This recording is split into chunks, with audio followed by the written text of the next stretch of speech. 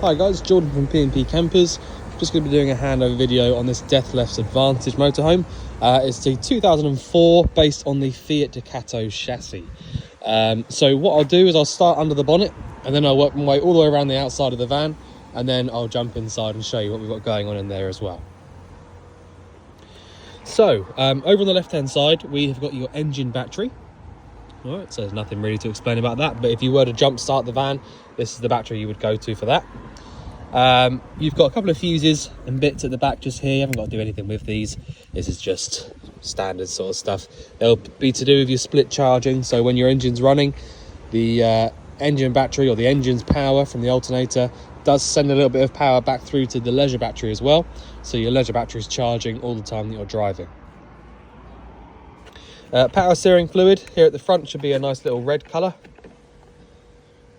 as you can see. Let's go on properly. Brake fluid at the top just here.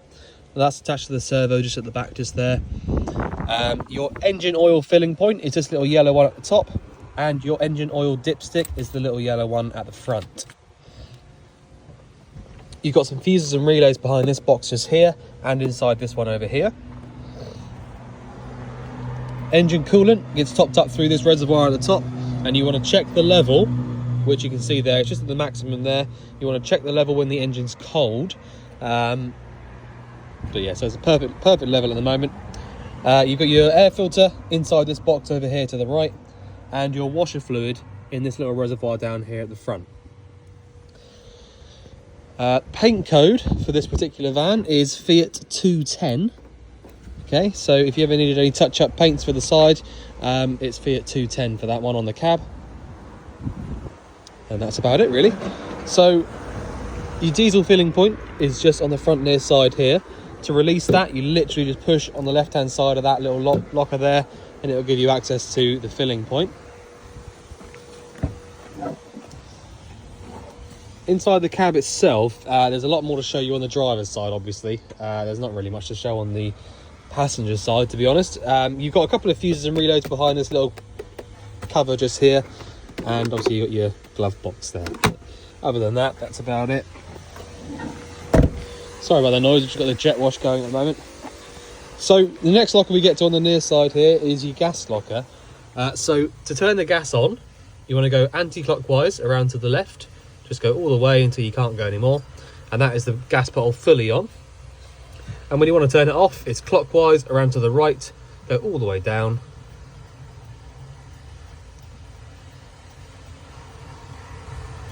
And that is the gas bottle off. So I'm going to leave that on for a minute just so I can show you a few bits working. But regulator up there, you haven't got to do anything with that at all. You just leave that alone, and your pigtail hose, you get 5 years on these. So this one is a 2023, so you've got till 28 to replace that pigtail hose. This little vent just here that says Truma on it, this is your boiler vent. So if you ever had the boiler lit up, you will feel warm air coming out through the bottom of this. So just be careful of that, it might get a little bit hot. So the big locker at the back just here, obviously this is all of your storage underneath the bed. So if you ever needed to get to the storage underneath the bed without actually getting inside and, you know, physically opening the bed up, then you can do that from outside. Only thing to point out really is that you've got inside here, you can probably just about see it. If I just zoom in a little bit more, you've got a little red drain there, which is your boiler drain. So at the moment it's all the way down, which is in its draining position. So anytime that we put the pump on or try and draw any water through, the boiler's water will just drain straight out onto the floor. So if you want to fill the actual tank up, fill the boiler up and use the water, you need to pull that little red pulley upright. Okay, once you've pulled it up and it stays up, the boiler will fill up with water and you'll be able to use the water system however you want to. But that is what you'd have to do before you start trying to use the water. Lift that little pulley up, and then you'll be good to go. That's about all there is to show you in that sort of rear locker there. On the actual back of the van itself, we've got a ladder to get up onto the roof if you ever wanted to do that. Got your 2-bike rack and tow bar here at the bottom. On the off side of the van, if I just have a little look down here, we have got your wastewater drain off point. So if I just get down a little bit lower, show you properly. So the wastewater is literally just by twisting this little thing just here. You'll have a little handle inside the van somewhere. I'll have to find out where that is for you before the collection day. But you'll have a little handle that goes onto this, and it basically just starts draining out through this little hole here. So you know, if you are over a waste drain off point on a campsite, you need to make sure that this is over that draining point when you twist this open. Right, so I'll just get back up. So on the off side of the van, at the back here, we've got the toilet cassette locker. So the toilet cassette's very, very simple. This is a Thetford toilet cassette, and you've got a flush reservoir on here, which is what I normally show first. So the flush reservoir just literally pulls out like that, and then you can undo this cap at the top. A little bit tight, but there you go. And once you've taken that off, you've then got access to your filling point. Now this is basically on a U-bend, so even though you can see fluid in there, it does not mean that it's full. Okay, so there'll always be fluid in there unless you run it completely dry, which is quite difficult to do. But a lot of people will come to us and say, oh, well, it's not drawing any flush fluid through to the inside of the van. It's not, you know, it won't flush. And then when we say, oh, have you got any fluid in the actual reservoir? They say, yes, we've got fluid in the reservoir when they look in there. But actually, because that works on a U-bend, if I just show you, because that works on a U-bend, you've actually got this little gauge in here. So this gauge here is the one that you need to look at. When we say, have you got any flush fluid? You need to make sure that you're looking at this gauge, not this one here. Okay, so you can see there, that's at halfway. That is a perfect level for this flush system. So if you want to come, fill it back up again, just fill it up from here, but make sure that you're checking this gauge here to see that it's actually full up. The cassette itself, to remove it, you push down on the little yellow tab just here, and then pull the cassette towards you. Once you've got it to there, you'll be able to take that all the way out and then take it to wherever you need to take it to. To drain it out, twist this open and undo the cap just here. Okay, so that's your draining point. When you're physically draining that out, you need to be holding down this little yellow button here at the back, and that'll basically just release a little bit of pressure whilst you're draining it out. But that is it. There's nothing more to it than that. Nice and simple. So your hookup point is this one just here. So if you did have access to a hookup cable, it's really handy to have that plugged in. Now obviously, for obvious reasons, you can't always have a hookup cable plugged into the van because you might not have mains power where you're camping. But the plus side to having the hookup plugged in is that basically you don't have to worry about any power or anything like that when the hookup's plugged in. You can just leave it going. You don't have to worry about your leisure battery voltage. You haven't got to worry about any of that because the hookup will be charging the leisure battery all the time that it's plugged in. So and to be fair, the leisure battery and the vehicle battery in this one are very, very good. They're working perfectly. But if you did have access to a hookup cable, it just takes that worry away of draining out the batteries. But as I say, I'll explain to you how to use all of that when we get inside. But the electric hookup just there, if you did have access to that, it is a nice thing to have plugged in. You've got two vents just here. These are both to do with the fridge. So if you did have the fridge lit up on gas, you'll more than likely be able to hear a little bit of a sort of burner noise just down here. That's perfectly normal. It's just the sound of the gas flame going. Above the door here, we've got the full-sized Fiamma F45 awning. So obviously you can wind that out from just here, and then that'll just basically just allow you to drop the legs down and have a nice sun canopy on the side of the van. Looks to me like it's probably factory fitted, if I'm honest, because it's about the same sort of age as the van, I believe. But yeah. The last thing on the outside is your freshwater filling point. So if you wanted to fill up the fresh tank, if I just show you how to unlock it, and get the key out of the pocket, you've basically got on here, you've got a little circular lock in the middle. Okay, now I believe it's going to be this key here. Yep. So basically what I did there was I put the key in, twisted it whichever way it would go, and then took the key out. So now that I've done that, I should be able to push in and round to the left, and then the cap comes out. Okay, so that is working perfectly. To lock it, in and round to the right until it stops, and then using that same key in, twist it, take the key out, and now it just twists around. Does not come out, it just turns. Okay, so that is working perfectly. And that's how you would use the freshwater filling point. Obviously you can use hoses, watering cans, whatever you want to get the water to go in there. It's just literally a hole to pump the water through.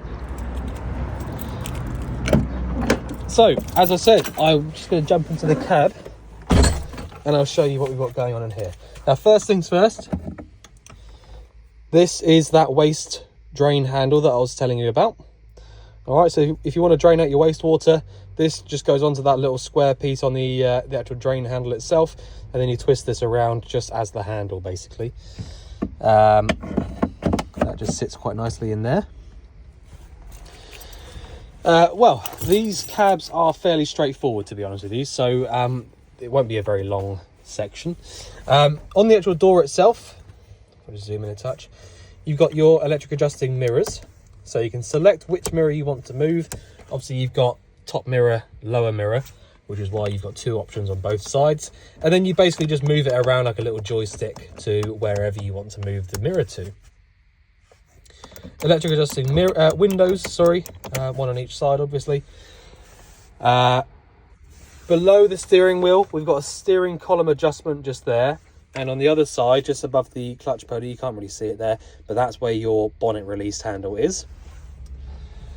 On the dash itself, not much to explain really. You've literally just got temperature gauge, speedometer, you've got your rev meter and your fuel gauge on the right. You've got, on the left-hand stalk here, we've got your lights.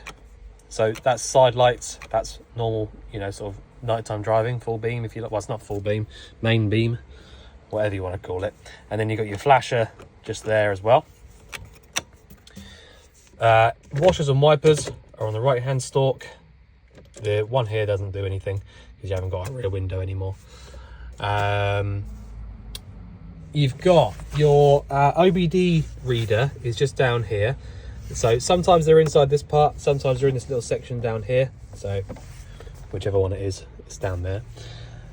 You've got the reversing camera. All right, so that's on that screen just there. So if you want to use that, you can do. You've got this is a bit more modern than the one that would have been fitted originally, but it's got all the sort of bits and pieces on it. You've got your radio, CD, aux. It's not like a brand new type one with all the sort of Bluetooth and all that sort of stuff, but depends what you want to use it for really. So below that we've got your hazard warning lights from that switch there. Your ASR button, now that's all to do with the ESP, so your stability controls and all that sort of stuff. So basically to do with your traction control, I believe. So if you want, if you're going to go off-road for any reason, I suppose in this particular van, if you were going into a field or something for a campsite, maybe think about turning that on. Fog lamp from that one just there, and then below that is all of your standard sort of heater controls. I don't really need to explain all of that. Pretty self-explanatory stuff really. But yeah, so that is the cab. Both of these front seats swivel round, so you've got these little swivel handles just here to allow you to swivel the actual seat. Okay, and then what I'm going to do now is I'm going to swivel around myself and show you into the back of the van. So I'm just going to close this door too. So the general sort of layout in here is that you've got two side settees at the front and this really nice sized table. Now this table itself is a really important one because it does actually double up as the center of the bed. So if you were going to use this as a bed here at the front, if you wanted to convert this into a bed, you pull this table this way. This side also folds out to make it even bigger. But essentially, you need to drop the table down half height. Okay, so the table itself will drop down, these legs will drop down, and then you literally use this tabletop here as the center part of the bed to fill up this gap, essentially. So once you've done that, you pull these cushions together, and then within, you know, a few seconds, you've got yourself a nice big double bed. As I said, both of these front seats do swivel round. So if you were going to use it as like a, you know, if you wanted a bit more of a sociable sort of thing, if you're going to have some people around here, have the front seats swivel round. But yeah, so that's the sort of front area. You've then got your 3-burner hob, hot and cold sink, and loads of storage underneath here as well. On the side here, you've got the oven. All right, so the oven's just, it is quite low, but you know, obviously that's just where they have to put them. And above that, we have got a couple of things here. So these are your gas isolators. So if you wanted to isolate the gas from any specific appliances, which, by the way, you would only really do if you thought there was a problem with one of the appliances, you don't have to go around turning all of these off all the time. It's, you know, in fact, it's not very good for it to do that. But if you say, for example, let's just say you think that there's a problem with the 3-burner hob here, you think that one of them might be leaking gas, you can come through to here and have a little look and see which one is your 3-burner hob, which is this one over here on the left with the little saucer on it. Now, if I wanted to isolate the gas from that one, turn it 90 degrees like so, and the gas is now completely isolated to that appliance. The other appliances are fridge, boiler, and oven. Okay, so just in case you didn't know which ones they were by the symbols, that's what they are.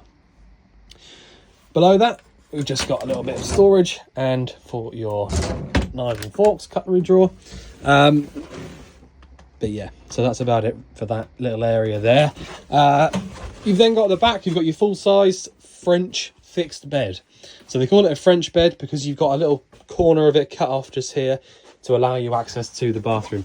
To be honest, well, excuse me, I don't know why they call it a French bed because of that, but I'm just saying that's why they, you know, that's what they would call a French bed in the motorhome industry. And then you've got your bathroom at the back.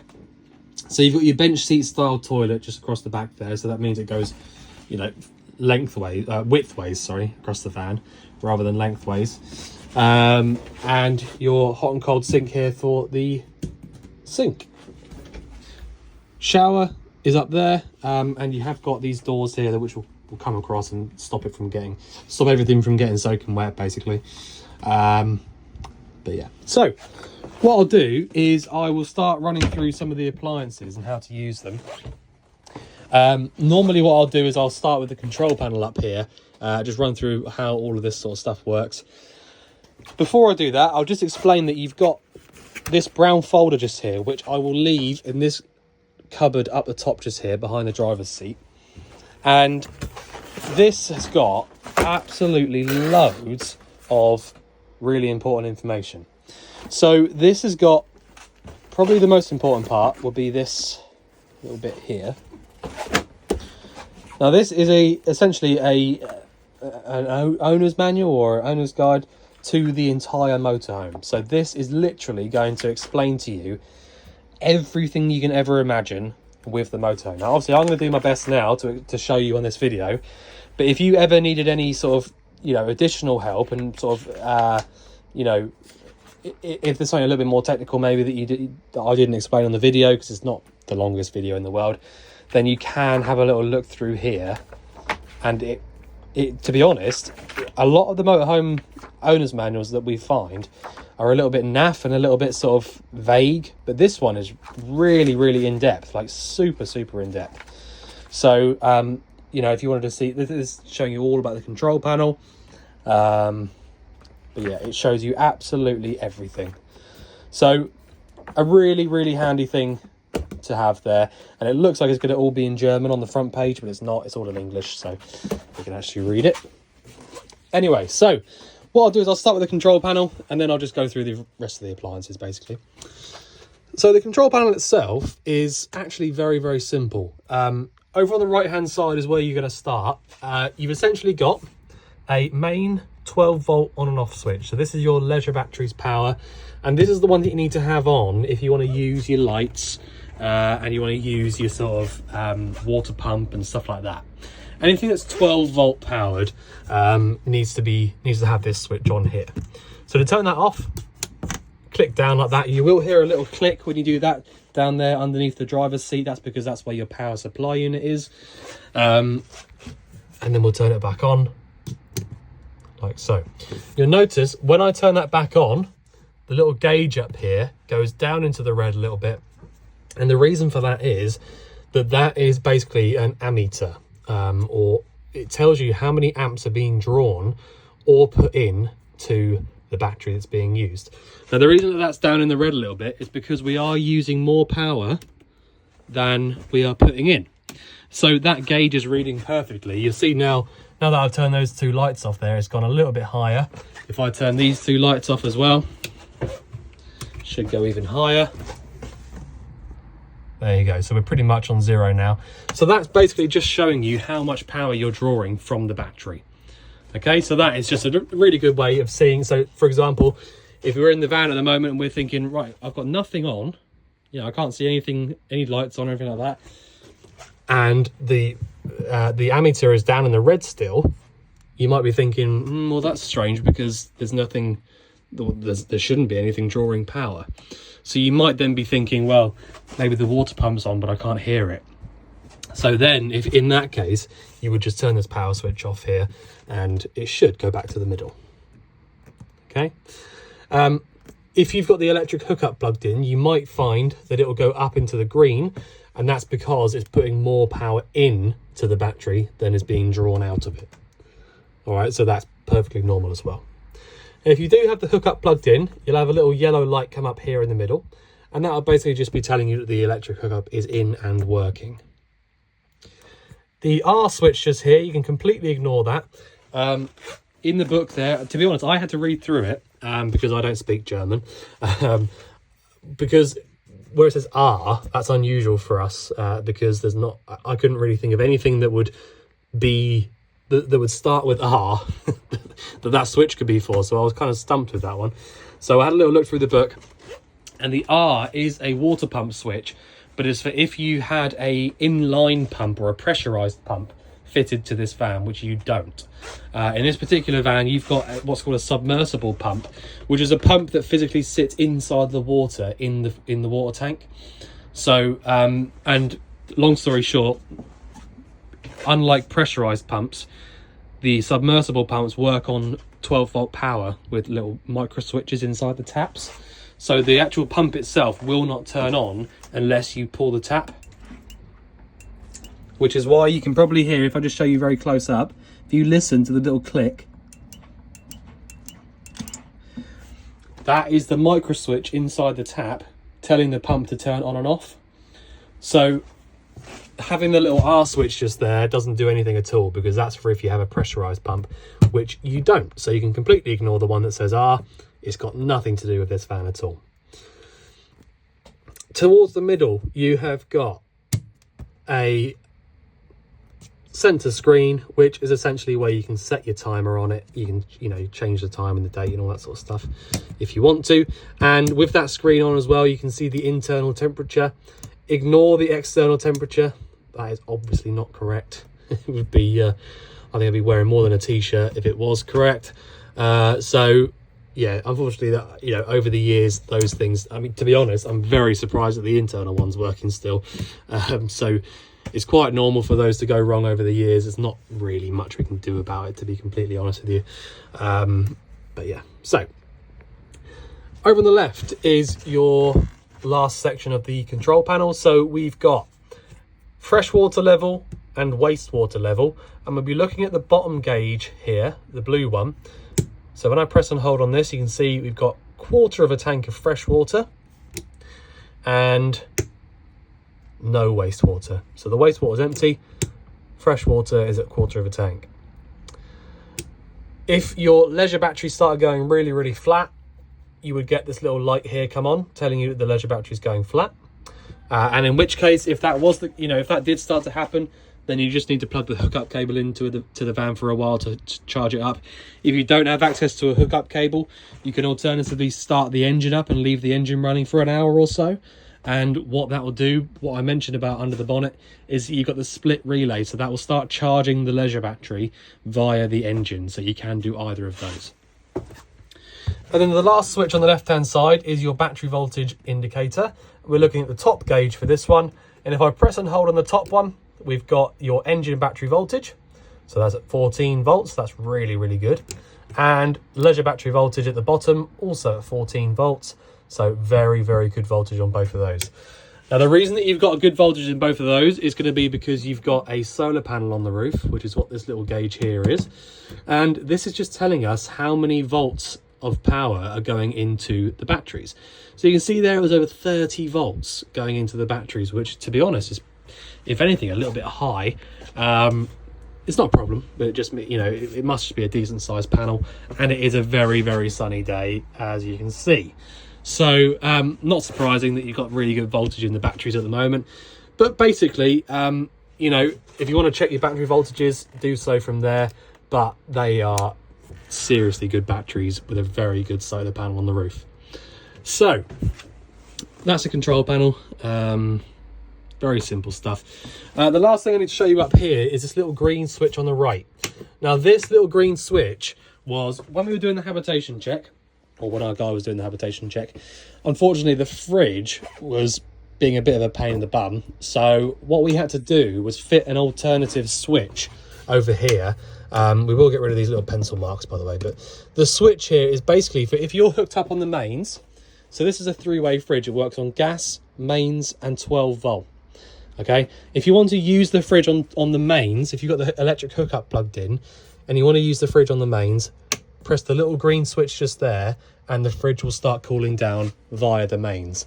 I'll explain to you how to use the fridge in a minute, but basically the electric hookup one on here, you just have to ignore it because it's been overridden by this green switch.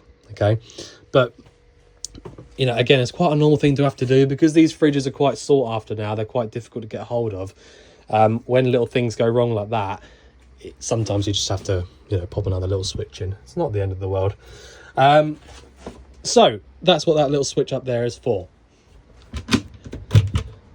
Not much to show you up there. Okay, so we'll show you through the fridge. Top of the fridge, you've got your freezer compartment, and then obviously below that we've got the main fridge compartment there as well. So to use the fridge, as I mentioned, it's a 3-way fridge. When I turn it on just here, it will automatically choose one of the options. Okay, now essentially what's happening now is because it's chosen gas straight away. Okay, so it's chosen this one here, which is gas, and it will light up by itself. You haven't got to do anything with it to actually light the gas up. It will just do it by itself. You've then got this other gauge over here, which is your temperature gauge. So you can go through and change the temperature by selecting that button there. Okay, so to change energy, you can click through this one here and it will give you 4 options.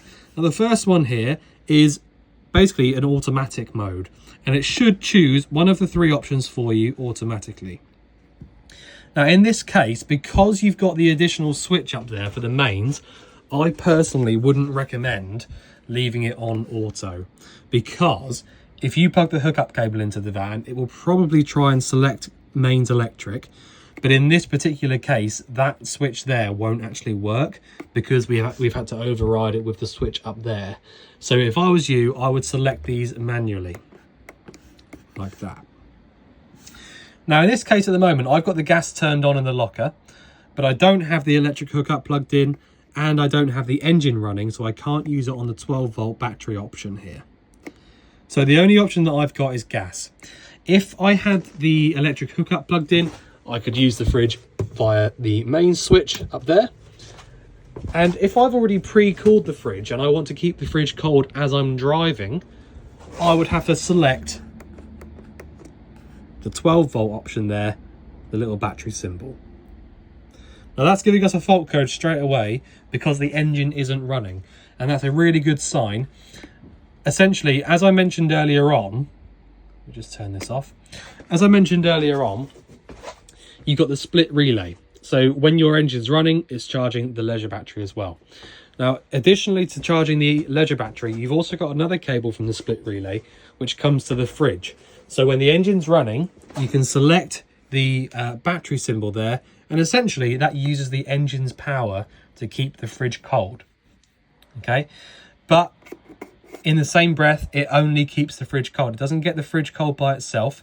So you do need to make sure that you choose either the gas or the mains electric to cool the fridge down first before you leave, and then select the battery symbol there for when you're driving.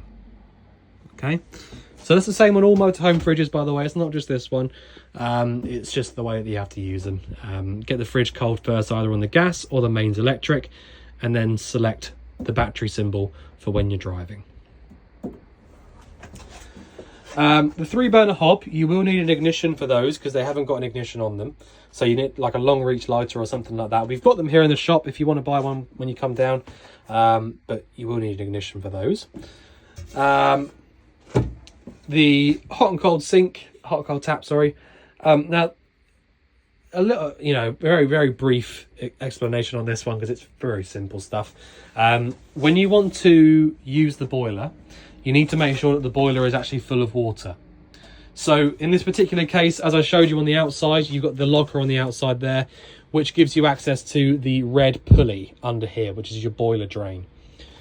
Now, once you've made sure that red pulley is pulled up, you can then come to the sink, and to make sure that the boiler is full, you literally just draw the water through on the hot side of the tap, like so, and basically wait for the water to start coming through nice and clearly.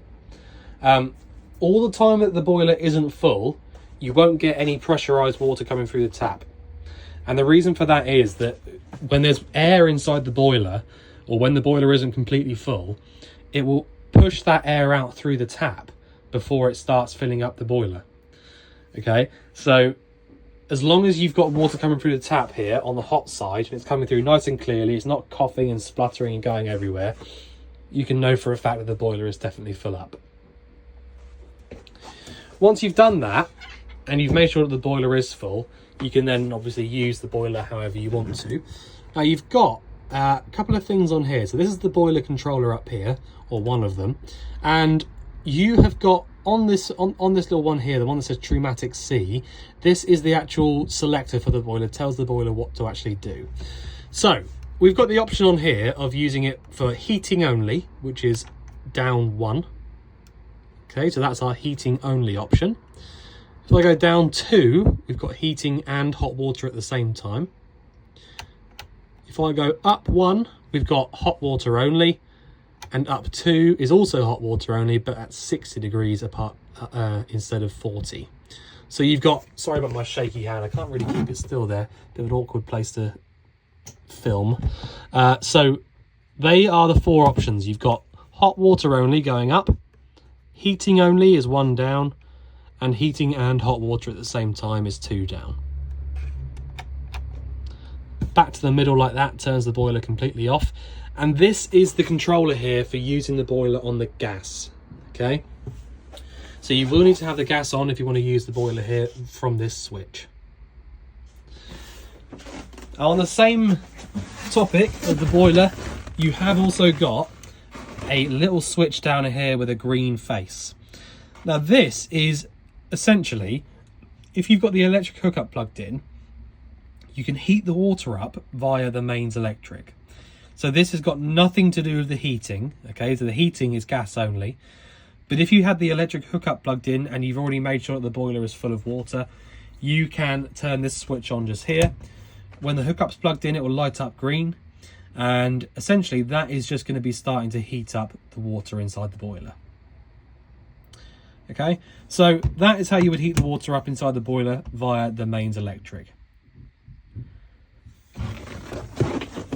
And they are the options for using the boiler. Oh, let's move back a bit. So the oven down here is very similar to the 3-burner hob at the top there. You will need an ignition of some sort to light the oven up. So this is an oven only. There's no grill at the top there, and it's literally just push in and round to the left to get the gas coming through. So as I say, yeah, you'll need an ignition of some sort to light up the burner at the back just there. But yeah, simple stuff, nice and easy. So you've got an absolutely massive wardrobe just here. A couple of bits inside here, just loads of storage really, and bits that the previous owner has left behind.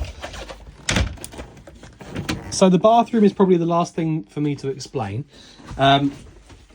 There's not really much to explain. So you've got your hot and cold tap just here for the bathroom sink. Hot and cold tap there for the shower. So, you know, very, very simple stuff on that one. The only part that I tend to actually explain is the toilets, because sometimes, you know, if you've not used one of these before, everyone can use a hot and cold tap. But if you've not used a Dethleffs toilet before, you're obviously not expected to know how to use it. So you've got a toilet roll bit just down here, just in case you didn't know that. And to use the toilet, these ones are so simple. You have got a button just here. When you press down on the button, your flush fluid pumps around. Okay.